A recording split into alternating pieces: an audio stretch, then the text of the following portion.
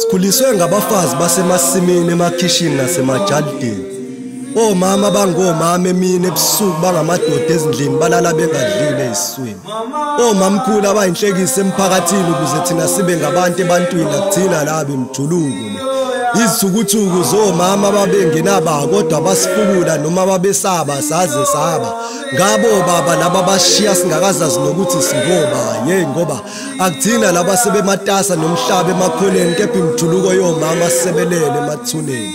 Imjuluko yomamncane abasazi sisebancane emhlane besicathulisa besikhulise ngekho wesilisa bekhala bezithulisa.